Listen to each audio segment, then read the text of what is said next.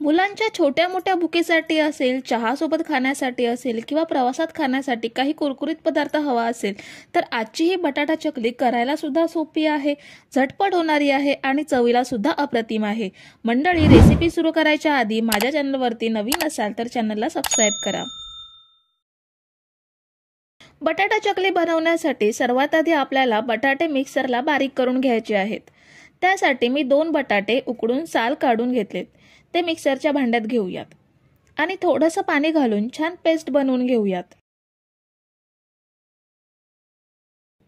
तर ही बघा, आपण बटाट्याची छान पेस्ट बनवून घेतली आहे।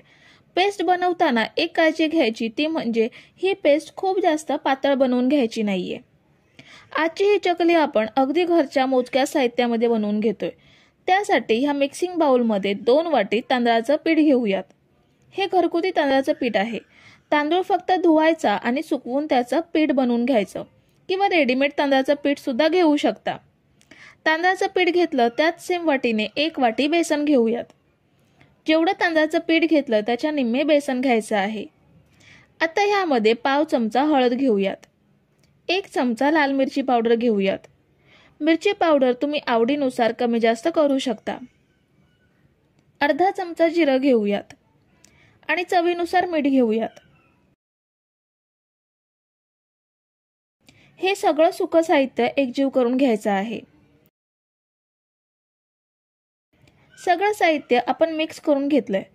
आता या चकलीमध्ये आपण कडकडीत तेलाचं मोहन वापरणार नाही आहोत, तर इथे मी 2 चमचे बटर घेते। जसं आपण मोहन पिठाला चोळून घेतो अगदी सेम आपल्याला बटर सुद्धा ह्या पिठामध्ये छान मिसळून घ्यायचं आहे।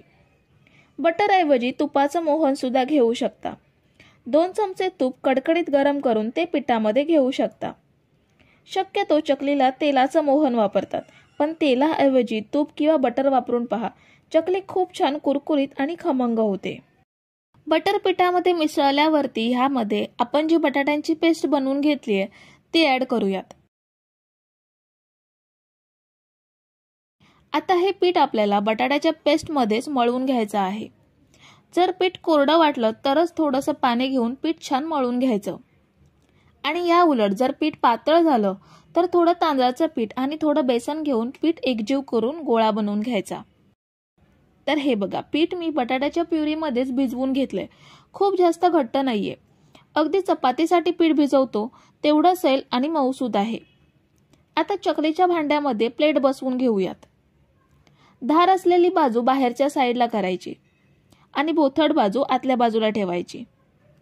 चकलीच्या भांड्याला असं चमच्याने तेल सोडायचं, म्हणजे पीठ भांड्याला चिकटून राहत नाही आणि पटपट पुढे सरकतं। आता थोडासा पिठाचा गोळा घेऊन त्याला सिलेंडर शेप देऊन ह्या भांड्यामध्ये भरून घेऊयात। आता भांड बंद करून चकली पाडूयात। मी गॅसवरती कढई ठेवली आहे, त्यामध्ये तेल सुद्धा घेतलंय।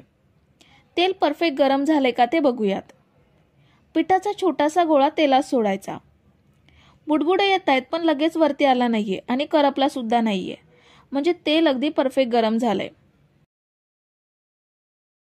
ह्यामध्ये आता चकली सोडूयात। चकलीच्या भांड्यातील सगळ्या पिठाची चकली आपल्याला कढईमध्ये सोडायची आहे। तुम्ही जर इथेपर्यंत रेसिपी बघताय तर तुम्हाला एक विनंती आहे की व्हिडिओला एक लाईक जरूर करा। चकली तेलात सोडल्यावर आपल्याला लगेच परतायची नाहीये। चकली तेलात सेट व्हायला 2 मिनिटे लागतात। त्याआधी परतायला गेलो तर तुटू शकते, म्हणून 2 ते 2.5 मिनिटांनी परतून घ्यायची। आता आपल्याला ही चकली मीडियम गॅसवरती अधेमध्ये परतून छान लालसर रंगात फ्राय करून घ्यायची आहे।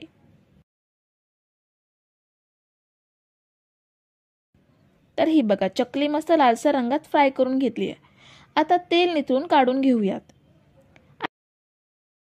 आणि बाकीच्या पिठाची चकली सुद्धा अशीच पाडून घेऊयात। ही बघा, आपण ही चकली थंड करून घेतली आहे। तोडल्यावरती बघू शकता की ती मस्त कुरकुरीत आणि खमंग आहे ती।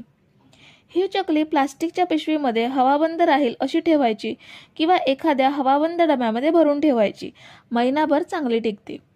तर मंडळी, रेसिपी कशी वाटली हे कमेंट करून नक्की सांगा आणि व्हिडिओला न विसरता लाईक करा। रेसिपी तुमच्या मित्रमैत्रिणींसोबत शेअर करा आणि चॅनलला सबस्क्राइब केलं नसेल तर लगेच सबस्क्राइब करून घ्या। थँक्यू.